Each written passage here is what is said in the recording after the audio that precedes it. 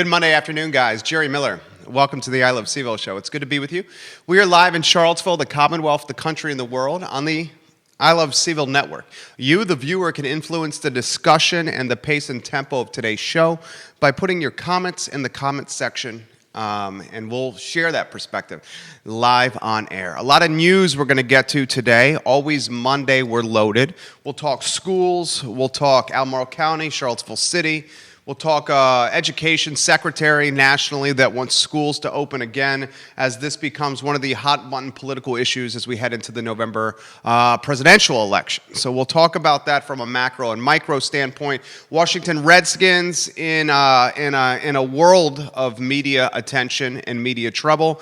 We hear today that the name change is coming soon.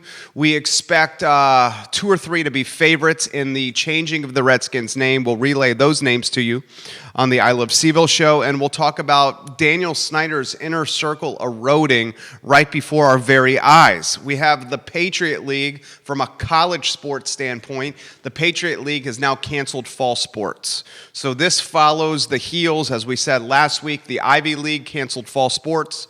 Now the Patriot League announced today has canceled fall sports. Teams like Bucknell in the Patriot League, Lafayette, Fordham, Georgetown in the Patriot League from a football standpoint. So this is unfortunate news, and I think it's undoubtedly going to impact some other conferences. Of course, we're going to look at the Atlantic Coast Conference. They've delayed the start of the season. They say they will make an announcement soon. Let's cut to the chase. If more of these conferences cancel their seasons, their fall sports seasons, this is going to influence the ACC. So that story coming up for you.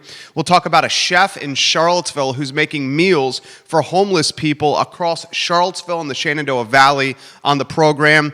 Women being impacted negatively from a business standpoint. We touched on this briefly last week. Rolling Stone has followed up on a discussion we had last week.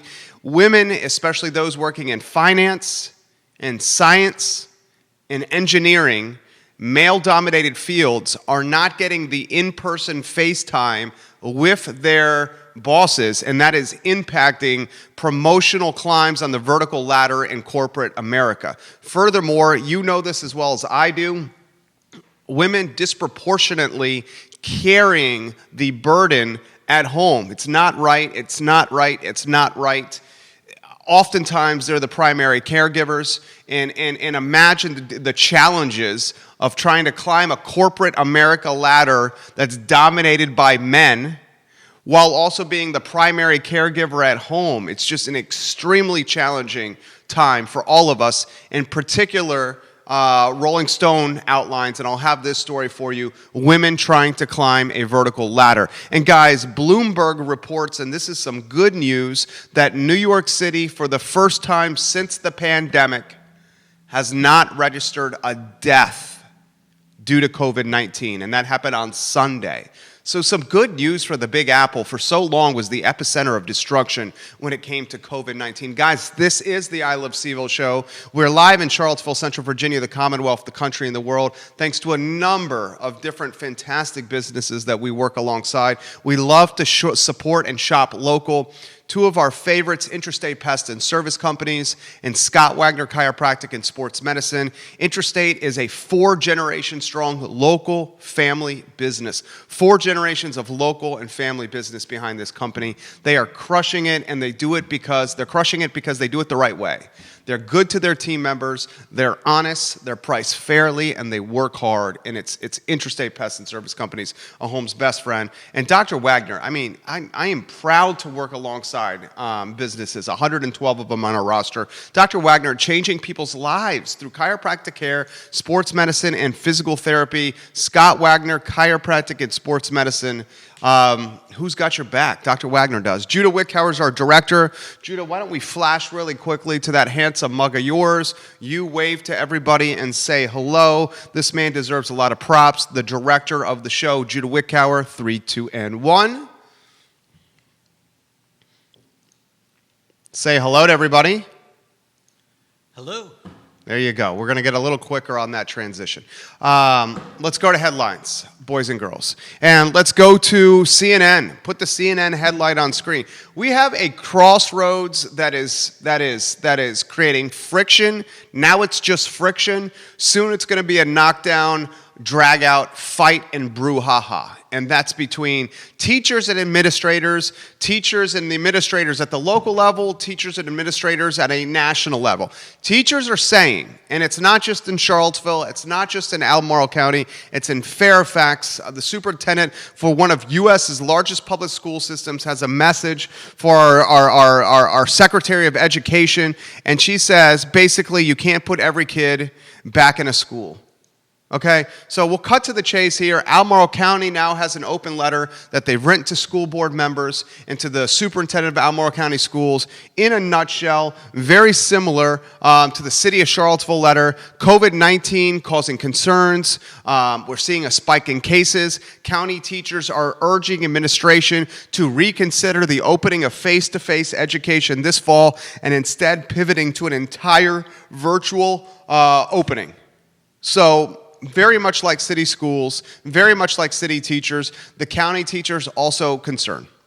And guys, we are hearing from neighbors, from friends, from colleagues, from folks that sit across my desk. We are hearing the private school teachers are now starting to galvanize and come together with fears of being infected in poorly circulated and ventilated classrooms and hallways and perhaps buildings that aren't clean because you have children with their hands on their mouths and eyes and noses and ears wiping and touching things. It's just natural.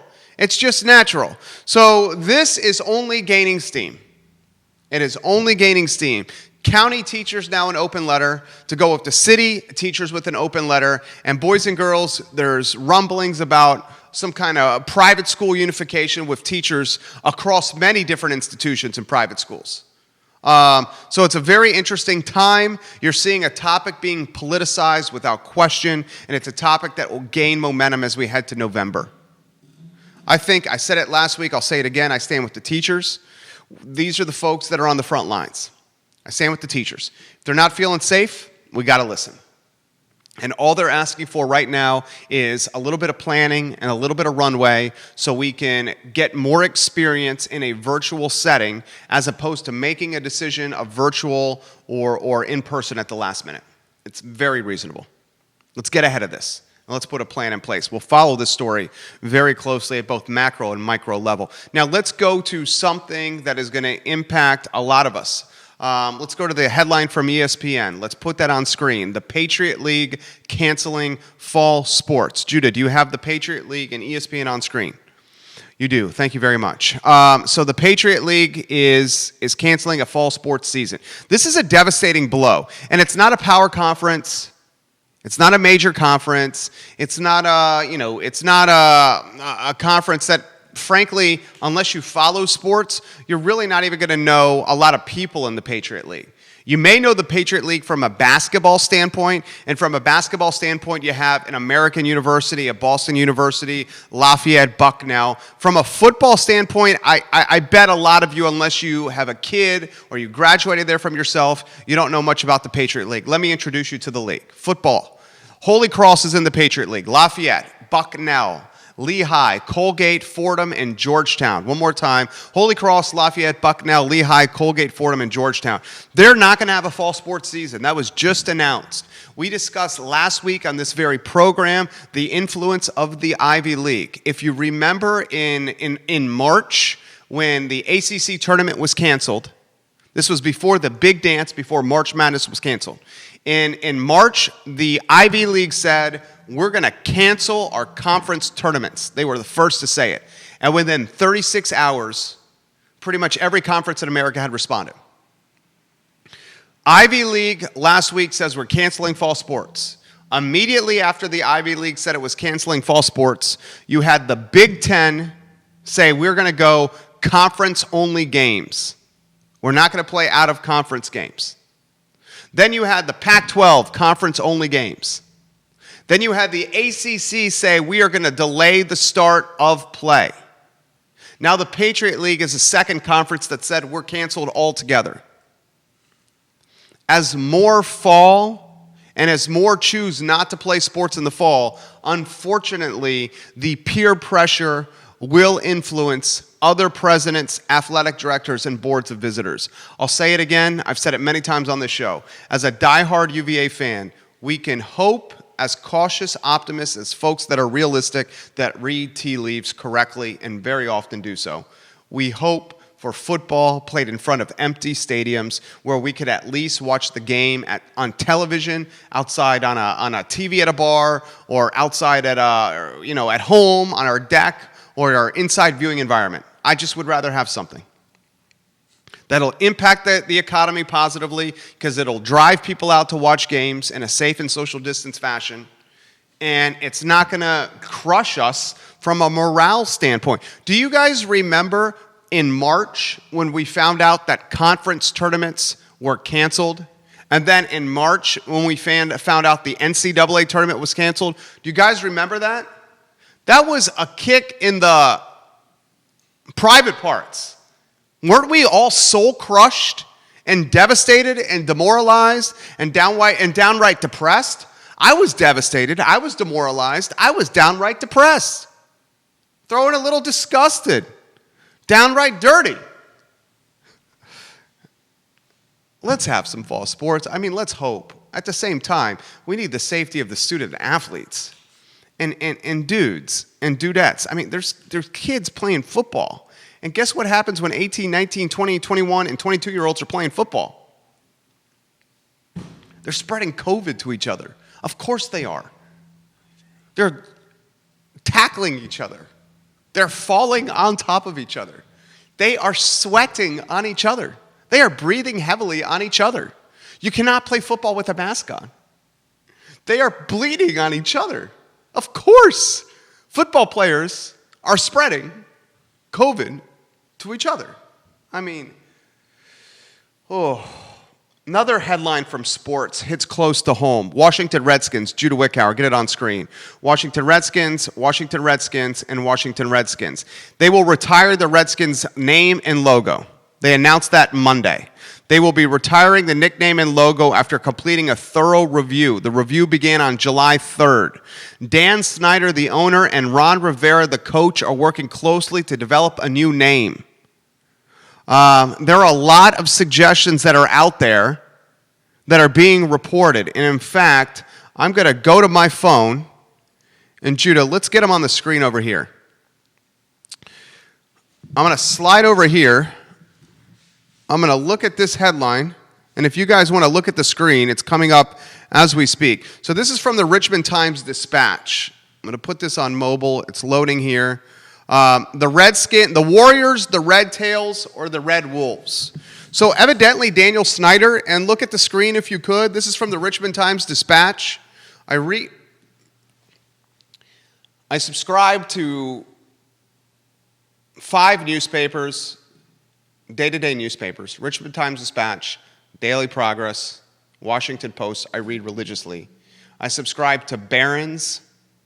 I subscribe to the Wall Street Journal. I subscribe to CNBC Premium. I easily listen to 15 hours of financial content a day. And then some other publications like The Chartist, I think, is a really good one. So I have this insatiable appetite for reading. The Warriors are a favorite for the Redskins name. You see it on screen here. Daniel Snyder tried to launch an arena football league in Washington, and he was enamored with the name Warriors. So that's on the short list. The Red Tails and the Red Wolves are also favorites. Why the Red Tails and the Red Wolves are favorites? If you look on screen here, you will see a potential jersey, a guy in a jersey, Red Wolves. You still can get the Hail to the Redskins, the hashtag HTTR. The hashtag HTTR is important. You can still get the R and the burgundy and gold. So they're trying to pivot from Redskins to Red Wolves or Red Tails. Warriors also being considered. Some background, according to Richmond Times-Dispatch, which I'm reading now. So another option that has floated for years is Red Tails, which allows the team to keep other elements intact, namely the Hail to the Redskins HTTR hashtag on social media. This is good. The Red Tails were a group of Tuskegee Airmen, famed African-American pilots who fought during World War II. So Red Tails, Tuskegee Airmen, famed African-American pilots who fought during World War II. The Red Wolves have gained steam as well. The Red Wolves have a story behind it. The Red Wolves, a military connection. They are a group of Navy helicopter pilots based out of Norfolk, Virginia. I like the Red Tails moniker. I think it shows that the Washington Redskins, they're still the Redskins, that the Redskins are listening and being in tune with today's political and social justice climate. Pivoting, Redskins is gone. It's off the table. Much like the statues in Charlottesville, the statues will be moved. Get your mind around that the name is changing for this football team. Stop thinking that it's not. Get your mind around that the statues will be leaving Charlottesville. Stop thinking that they aren't. They're moving. So let's think of what the best case scenarios are, and naming it the Washington Red Tails after a group of Tuskegee Airmen, famed African-American pilots who fought during World War II. I mean, that's Daniel Snyder, Ron Rivera, and folks listening. And Rivera, boys and girls, did say this, that I would like it to be a military base or a military-centric moniker. So that certainly matches that wish. All right, let's go to the next headline. Follow it closely. I expect a decision soon on this. I mean, Daniel Snyder straight up said he expects it soon. NBC 29. Go to the NBC 29 headline. So our friends at Ix Art Park, Susan Kreschel, Ludwig Kutner, Alec Kajin, Brian Weimer. These guys are doing really creative things. Do you have the NBC 29 headline on screen? You do? Look at the screen, guys. They are setting up a space for concerts, in-person concerts. And they're doing these really cool circles. And you see the circles on screen if you look at the headline. And look the screen. These circles, you can purchase a circle for a concert. And the circle, some of them are bigger and some of them are smaller. Okay, you only need to have the headlines up for 6 seconds, and then you can come back. It's a static image and shouldn't stay up longer than 6 seconds, please. So each of these circles you can rent or I guess purchase for a concert. Some of them are bigger and some of them are smaller. So if you have a family of 4, there's a circle made for you. If you're friends, if you want to go out with your family of 6 or 8, there's a circle for you. The bigger the circle, the more expensive it is. I love it. I love the ingenuity and the creativity from the folks at Ix Art Park, Susan and Brian and Ludwig and Alan. So they'll have concerts. The concerts will be strategically done where you can stand in a circle with your family or your friends, people that you're living with currently, where you've already been exposed to COVID, like my wife, my kid, in a circle. If you're a family of 5, a family of 7, a couple of parents, a couple of kids, 3 kids, you're in a circle. You're already exposed to each other. You're seeing innovation at Ix. You're seeing Patty Zeller of Animal Connection moving her entire business from McIntyre Plaza, where she's been for 17 or 18 years, to Ix Park and building an epicenter of everything positive in the animal community. She's going to have dog training. She's going to have dog daycare. She's going to have the best kind of food for dogs, the best kind of knowledge for dogs, grooming for dogs, bathing for dogs, walking dogs for dogs, anything you need for your animal at one place. Ix, because of Susan and Brian and Ludwig. And someone tell Susan Krischel and Ludwig Kutner and Alan Kajin and Brian Weimer that I'm saying, this team is taking creative risk, and it's paying off. It is paying off. It is bookend itself as the southern portion of downtown Charlottesville. And it is drawing folks to this.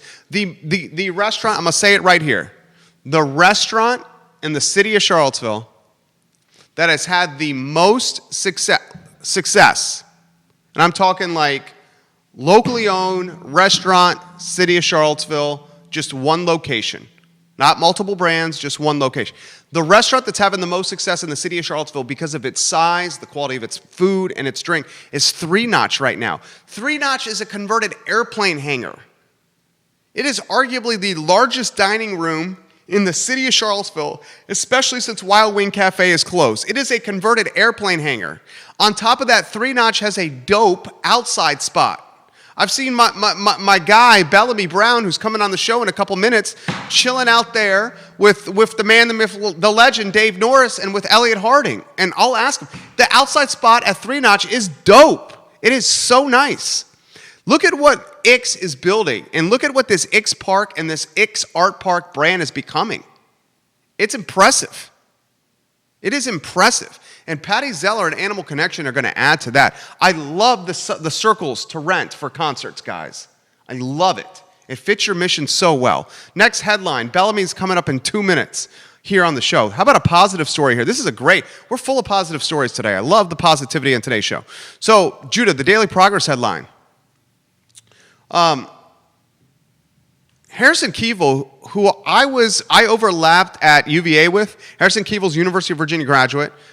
Harrison, were you St. Elmo's? I think you were St. Elmo's, Harrison. I was Phi Kappa Psi. The house at the end of the Mad Bowl, that was my house. I think he was St. Elmo's. Anyway, long story short, he and his wife own CVille and CVille Kitchen over on, is that Avon?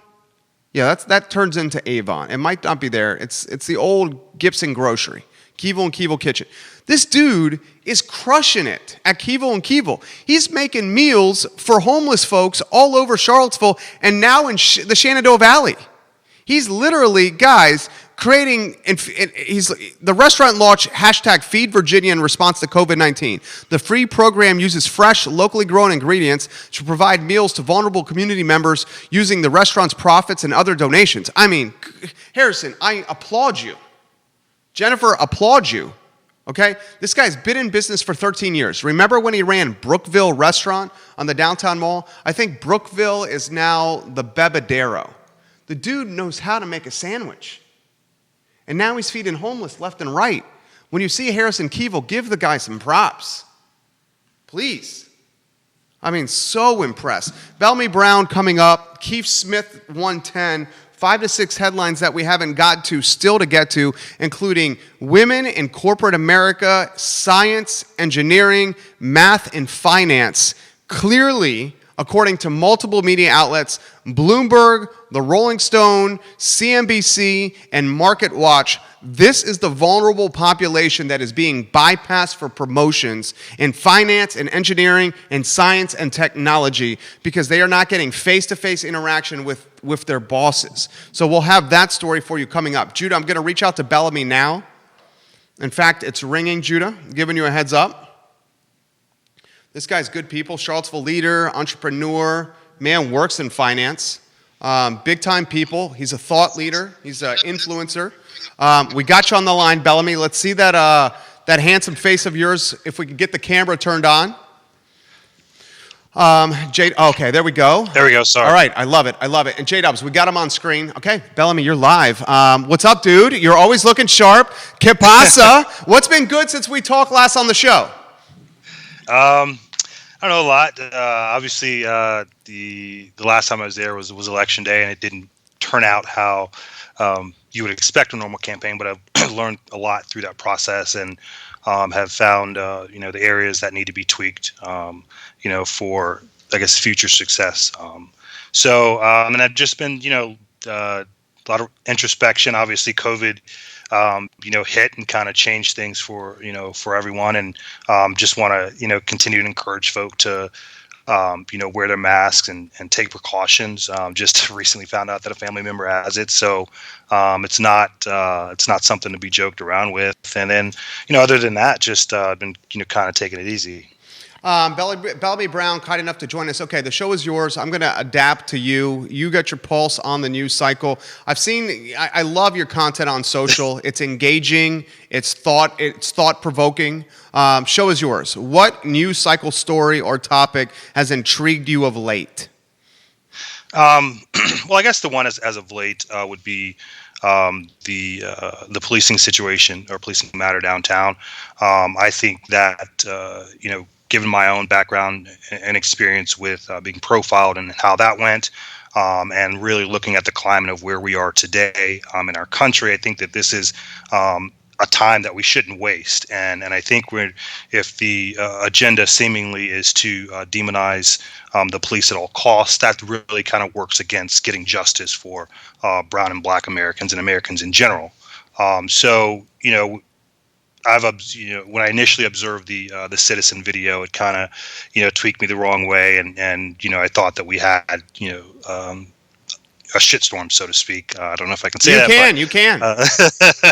So to speak, on our hands, and I think to some extent, it's smaller than what it is. But when you see everything in context, I think it's any judge is going to look at that and kind of look at the facts and I think decide in a manner that's not going to agree with some in the community.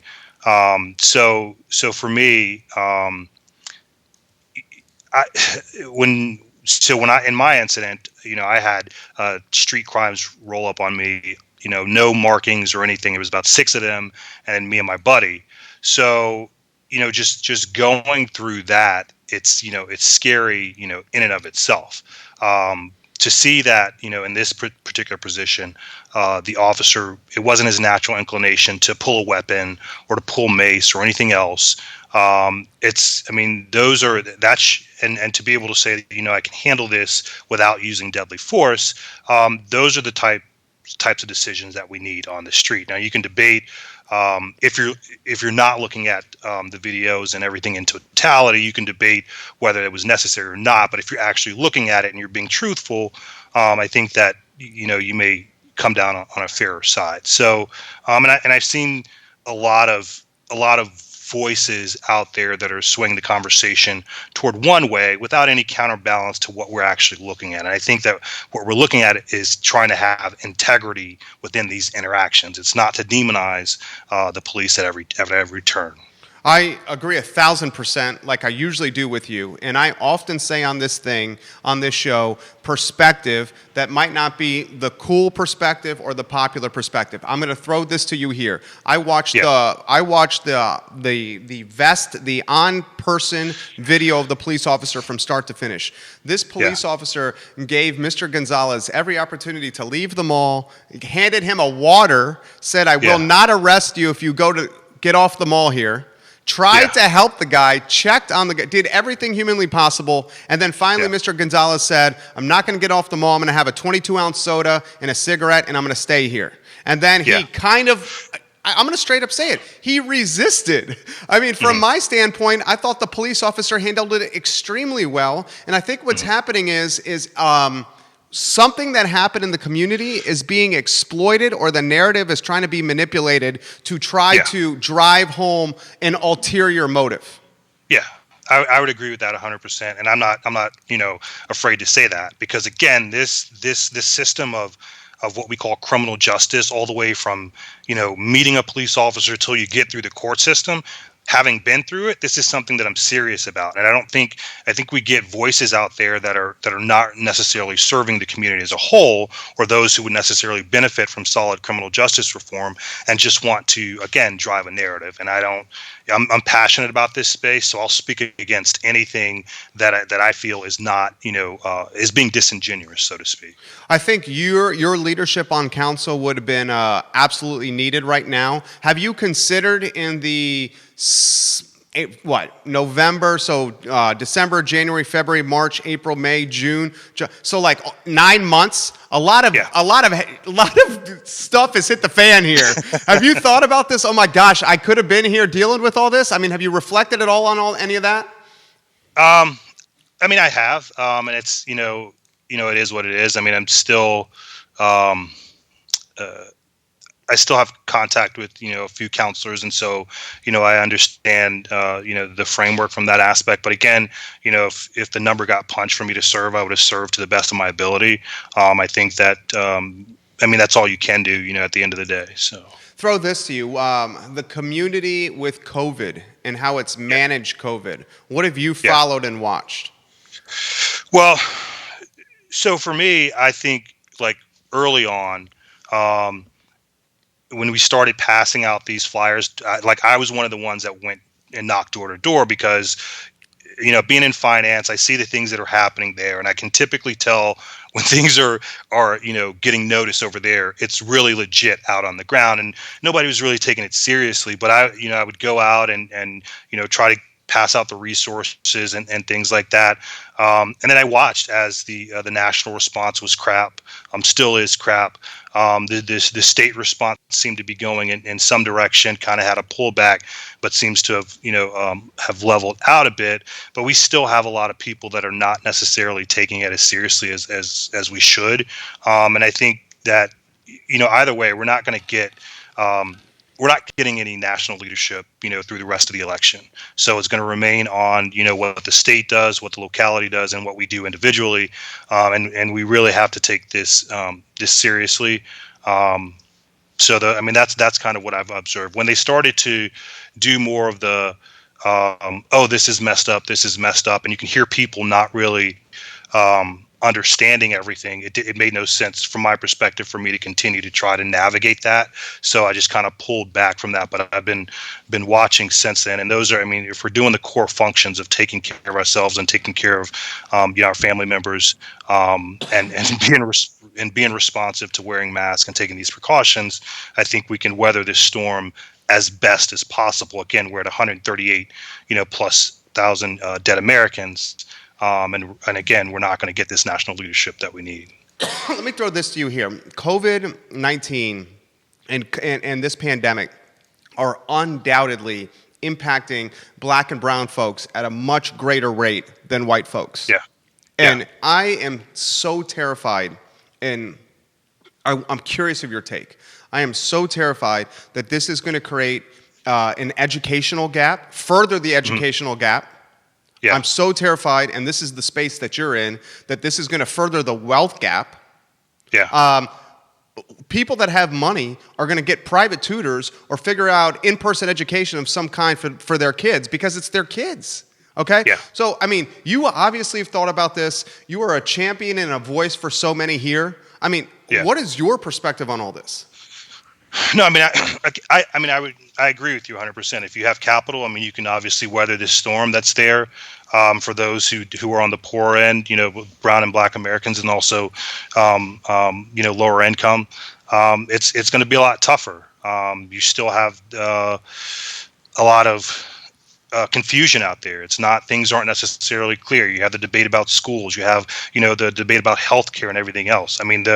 The bottom line at the end of the day, and you can go to CNBC, Bloomberg, or whatever, they're all talking about, and they've been talking about it, that the lower income Americans are the ones that are going to be hurt the worst by this. And when you haven't implemented the Defense Production Act to a capacity to where you can, kind of mitigate against some of this, it's only going to make it worse. And we're going to have that type of leadership through Election Day. And it's, we've got to do the best that we can to take care of, our lower income neighbors, and take care of ourselves. This is not a BS. This is not a game. Don't care if you really, want to wear your mask or not. If it's mind-boggling to me that so many people don't take this seriously. But we just got to do the best we can. What's your take on the schools? Tough question. For me, I spoke to a friend who has kids in schools and is a pediatric nurse, and she was talking about I guess how the American Pediatric Association is saying, hey, it's okay to go back to schools, but you obviously have parents that have legitimate fears and concerns that their kids, could get sick, from these situations. I think I saw, last week that a number of 138 kids got sick somewhere. And then again, that just compounds everything else that the lower income individuals are having to face. So we're just not prepared. I think the infrastructure is just not there either way to really take care of it. I tend to side with teachers and parents with regard to schools. If you don't have administrators that are putting themselves prior to in that same particular space, then how can you lead by example, so to speak? So I tend to side with the teachers and the parents at this point. I side with them as well. I'll play devil's advocate with you for the sake of a talk show. If we go to virtual, which is what a lot of folks want, the virtual piece, and you know this as well as all of us, the virtual piece is going to be the hardest on the families that have two working parents. I mean, and how about this one? I mean, aren't we even taking for granted that every family has access to the internet at home? Yeah. No, you're right. You're absolutely right. I mean, I was in a class this week where a lobbyist was talking about broadband access, and you obviously down in rural Virginia and even some parts around here don't have that access, and let alone in the city of Charlottesville who don't have that access. So it's definitely one of those challenges that supports the concerns that you brought up earlier with regard to a lag in education and everything else. Throw the gap between Wall Street and Main Street. Dude, I'm gonna cut it to the chase here. Last 120 days, the portfolio performance is like 19.7%, and I'm no whiz here. It's just it's everyone's gaining in a lot of ways here. How about that? This is your business. The gap between Wall Street and Main Street, Bellamy. Yeah. It's significant. I mean, I just looked before I got on here. We're at 2,600 after, again, saying, look at all these places that have hotspots. So I think it's one of those things where it's kind of like as many people are going to make as much money as they can, right? Up until the point where they can't, COVID's like, no, I'm really here. And just kind of changes the whole landscape. I think the leadership in sending people out into this legitimate pandemic I think it's poor across the board. You don't have the precautions in place. You haven't done what you've needed to do to keep Americans safe and help them feel safe. But, again, the investors are the ones who have a lot of this capital, so they're insulated from much of this until it becomes a point to where people are not traveling again, people are not at work again. So there is a dichotomy at this point. Okay, that dichotomy, is that eventually going to cause a retraction?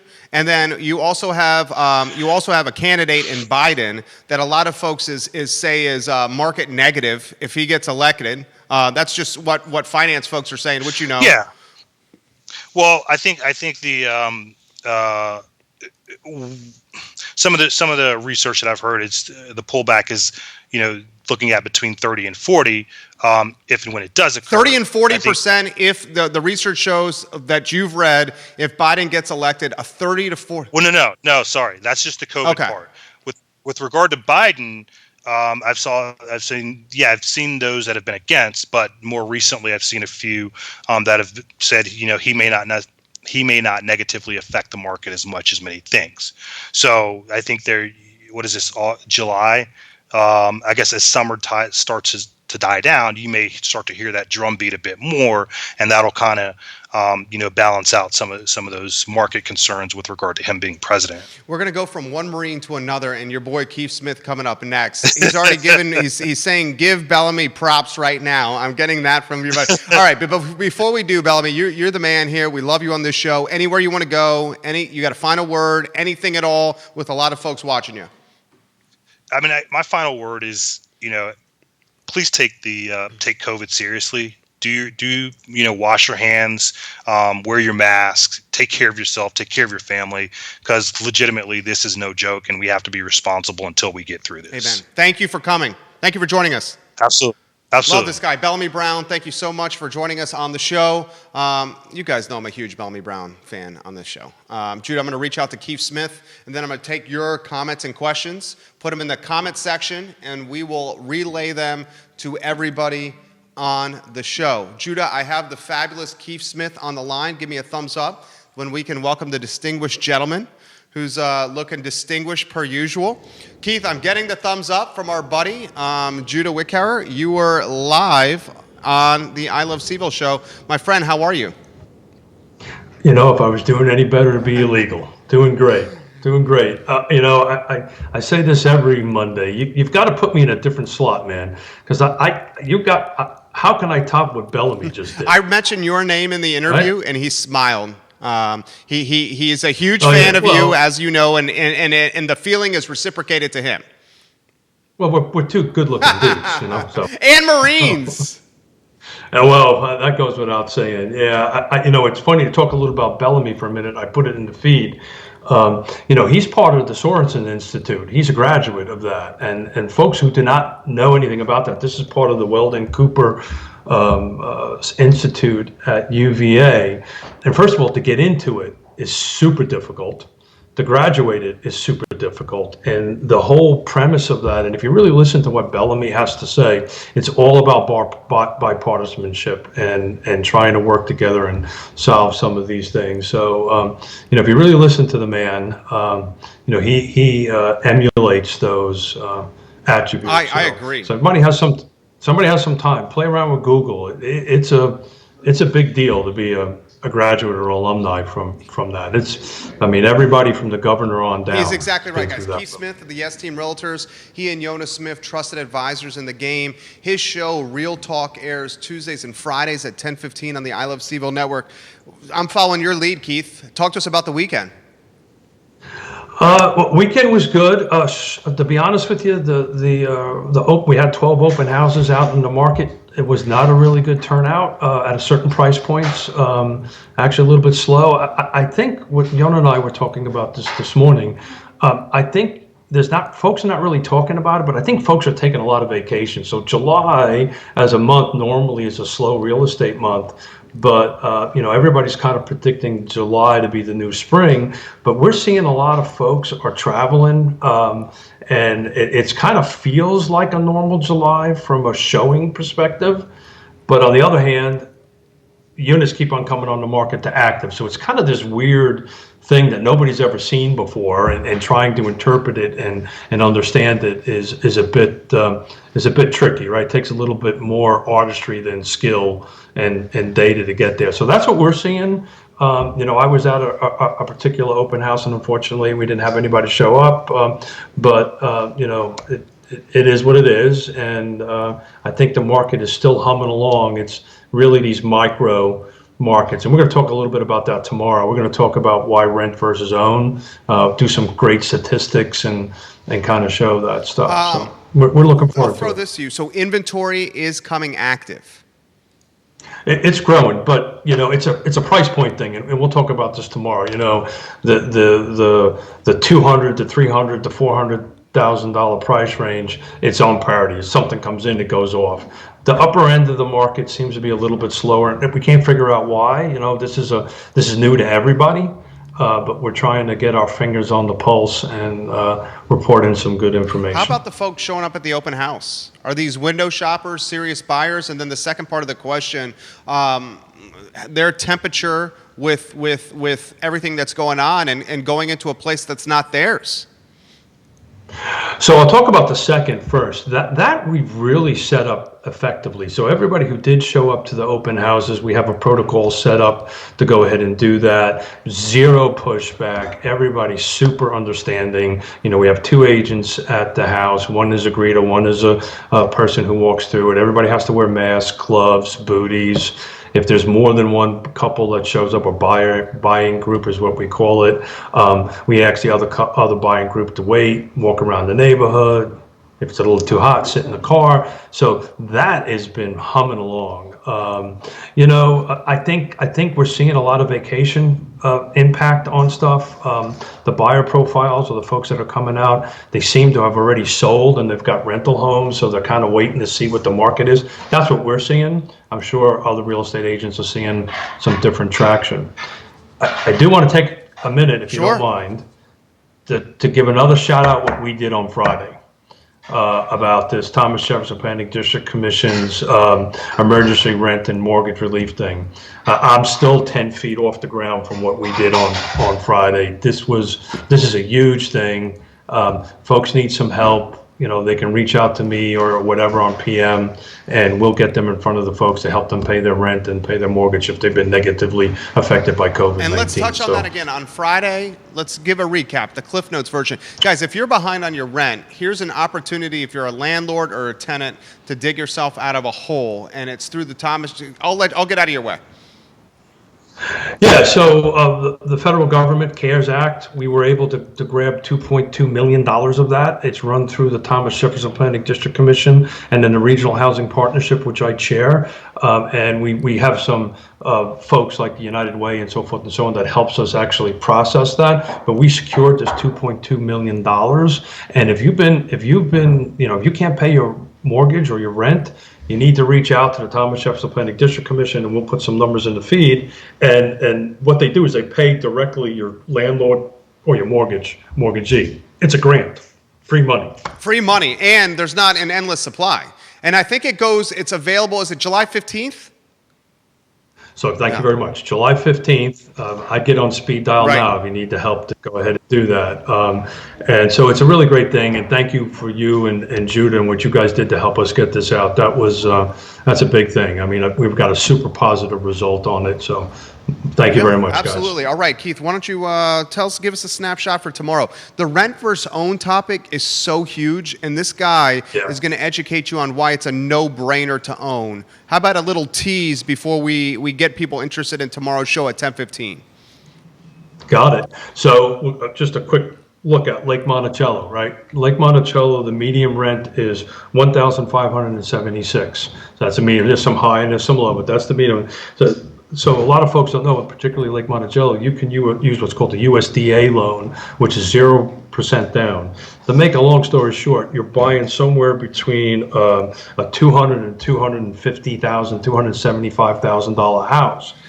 So, instead of paying paying rent, you can own somewhere in that price range for that house, and you build your own equity. We're going to talk all about this, all the positiveness of owning a house versus renting. But a lot of folks don't know Lake Monticello, that they qualify for USDA loans, which is 0 down. And there's also a misnomer. People think you got to come up with 20%, and that is not the case. It's anywhere between 0 and 5% is the norm. Guys, an opportunity for you to be a home owner.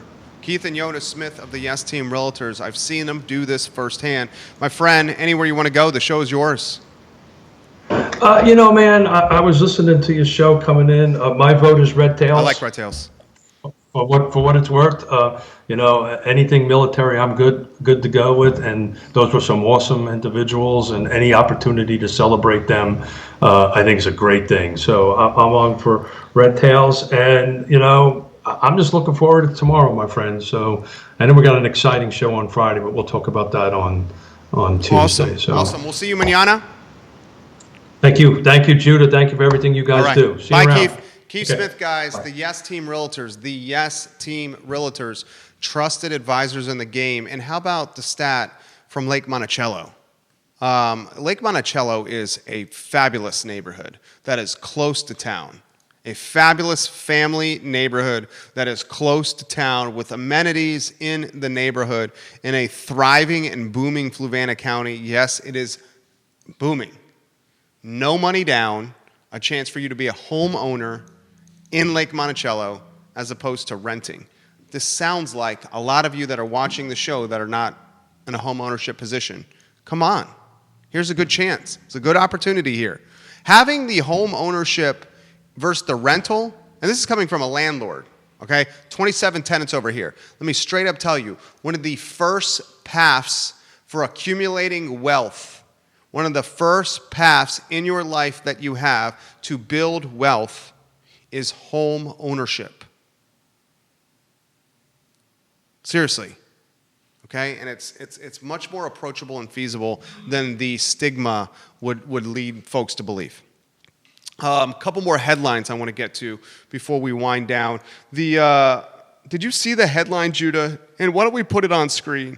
Dog the Bounty Hunter. Did you guys see this? Dog the Bounty Hunter, cable TV's most famous bounty hunter. Put the headline on screen. Is named Dog.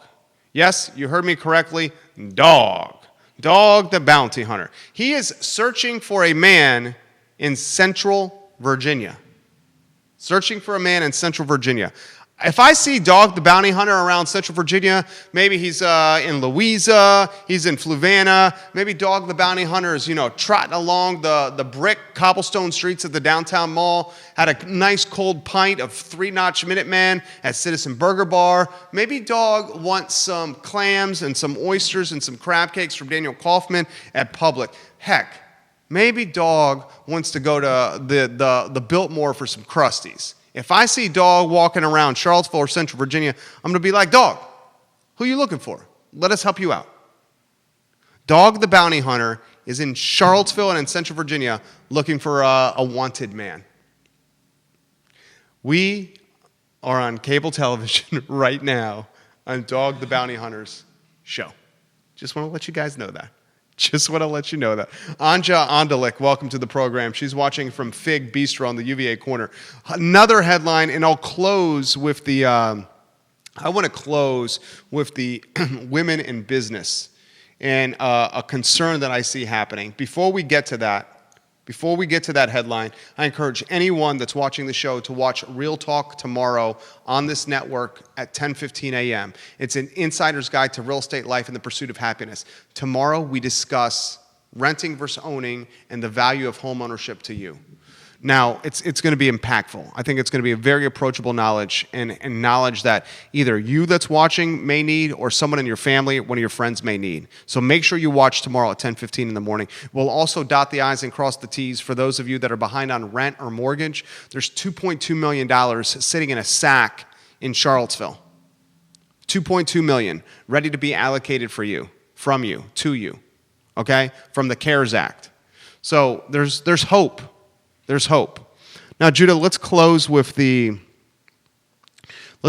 story from Rolling Stone. And let's put that on screen, if you could, please. And I'll see if I can put it on screen behind us as well. This story I touched on last week, and it worries me. The reason it worries me is because we have made, and not nearly enough, and I have it on screen behind me. I'll let you know when it's up, J-Dubs. In my lifetime, all right, it's on screen. So this is from Rolling Stone. In my lifetime, and I went to UVA, I've been in Charlottesville since 2000. First job was in the newspaper business. Finished as the youngest editor in the history of the Daily Progress. I think it was just before my 25th birthday. Did a radio talk show called The Jerry Miller Show, 3 states and 12 affiliates, 5 days a week. 2 TV shows on NBC 29, The Jerry Miller Show and Varsity Lights with Jerry Miller on Saturday and Sunday. So I did that before launching this business in 2008. May of 2008, so 12 years and change, self-employed and being a business owner. In that time, in 20 years of being in newsrooms, and 20 years of being in broadcast booths, and 20 years of being on television sets, and 20 years of being in the radio and talk show business, and 20 years of being in the real estate investing business, buying and selling, buying property, not selling, and 20 years of doing advertising and digital marketing. Guys, I have seen in those 20 years us come positively forward when it comes to equitable distribution of compensation at companies, equitable distribution of responsibilities, the ability for men and women to get promotions. Now, we are not nearly where we need to be, especially in the male-dominated fields of finance, of science, of technology, of engineering, just to name a few. We're not near where we need to be of 100% equality from a job standpoint, men versus women. And I'm just talking men versus women now. I'm not even talking race. I'm just talking men and women. Not talking about white women, white men, black women, Indian men, Hispanic women. I'm just talking women and men. We are not nearly where we need to be. Corona and COVID, and this is being now documented because we're starting to have empirical evidence or data. And the data has been, say, March up until this point, really in the United States with this pandemic. We're starting to get enough runway of data to see how this pandemic is not only expanding the wealth gap, the rich stay rich, the rich get richer, the poor stay poor, the poor get poorer. That's happening. It's not only expanding the educational gap, folks that have money are going to give opportunities to their kids from an education standpoint that other folks that don't have money may not have. But we're also now seeing it expand in the workplace with the dynamic between men and women and promotions and raises and climbing a vertical ladder. Rolling Stone now reporting it. I'm encouraging you to look at Bloomberg. I encourage you to look at CNBC. I encourage you to read Barron's in the Wall Street Journal. They've all covered it as well. I'm reading it very, very closely. Women have a disproportionate responsibility in so many households of being the primary caregiver, the primary parent. And it's not fair, but that's what's happening.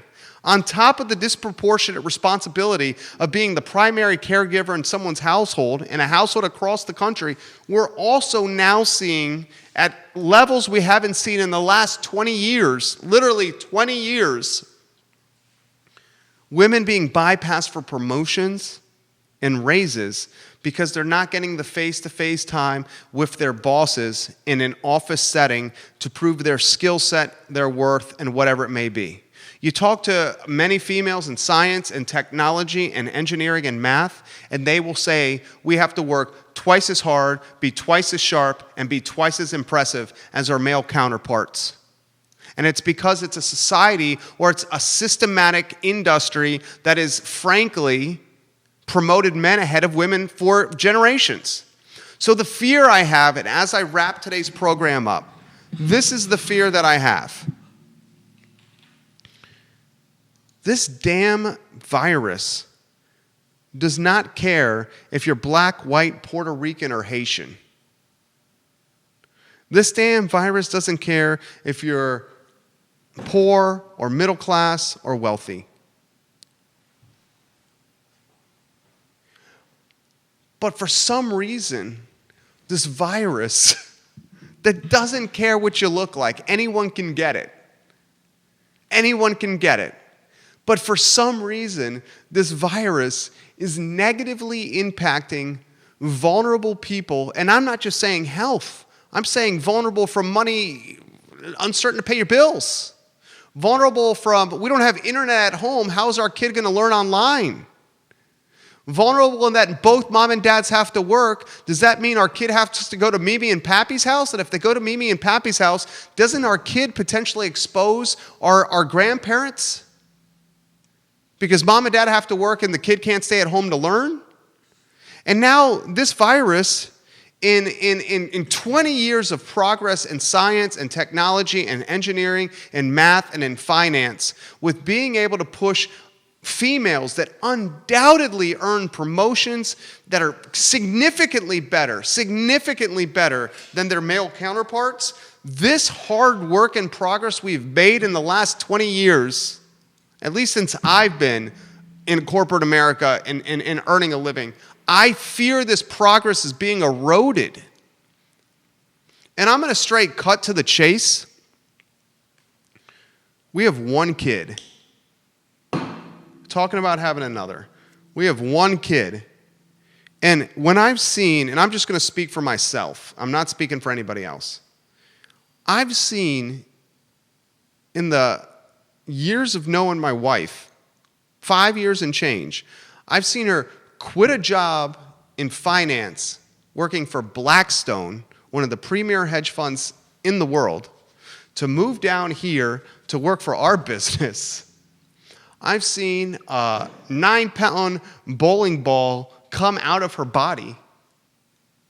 I've seen her firsthand take a little boy that was mush and like turning him in 2 years and change into this like sparkling human that I am so proud of. And she's with him now while I'm at work. And I guess I'm going to close at this. The folks that I have seen that are really superheroes are often women, are women. And seeing progress being eroded when finally superheroes were getting the credit they deserve is cause for concern and something we must be talking about. So that's what we're doing. Tough questions, tough topics, real questions, and real topics that impact the community. I worry that the progress we've made with building equitable systems for men and women to earn promotions in corporate America are being eroded by a pandemic that is heartless. Freaking heartless.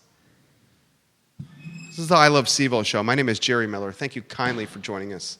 It's good to be with you guys on a Monday afternoon. We'll see you tomorrow at 10:15 a.m. on Real Talk, an insider's guide to real estate, powered by the Yes Team Realtors.